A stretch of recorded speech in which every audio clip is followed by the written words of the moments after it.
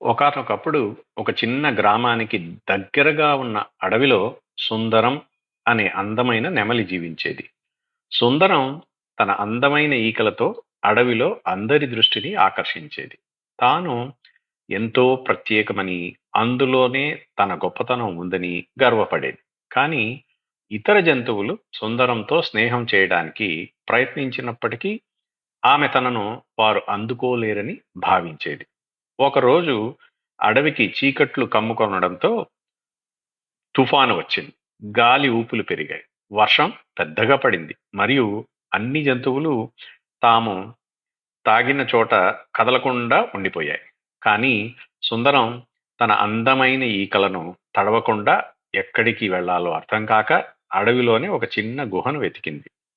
ఆ గుహలో చిన్న పిచ్చుకలు, కుందేళ్లు మరియు కొందరు జంతువులు ఒకరిపై ఒకరు దగ్గర దగ్గరగా కూర్చుని సురక్షితంగా ఉన్నారు. సుందరం కూడా అక్కడికి చేరింది. కానీ తనను ఆహ్వానించడానికి ఎవ్వరూ ముందుకు రాలేదు. చిన్న పిచ్చుక ముద్దుగా మిగతా జంతువులతో ఇలా అన్నదనమాట: అందరూ కలిసి ఉండి సహాయం చేస్తే మనం ఏ ఇబ్బంది నుండి అయినా బయటపడగలం. సుందరం కూడా మనతో ఉంటే బాగుంటుంది అని అన్నదనమాట.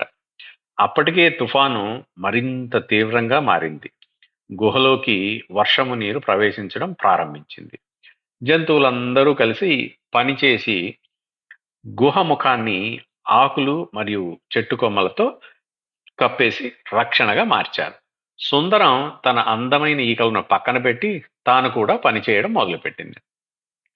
తుఫాను ముగిసిన తరువాత సుందరం అందరితో మాట్లాడుతూ, మిత్రులారా, నేను నా అందాన్ని మాత్రమే చూసి మిమ్మల్ని చూడడం మర్చిపోయాను. నిజమైన అందం మన అందరి మధ్య ఉన్న స్నేహం మరియు సహకారంలో ఉంటుంది అని అంగీకరించింది. ఆ రోజు నుండి సుందరం తన అందాన్ని కాకుండా మంచి మనసు, సహకారాన్ని ముందు ఉంచి అందరిలో అందరి గౌరవాన్ని పొందింది. ఈ కథ వల్ల మనకేం తెలిసింది?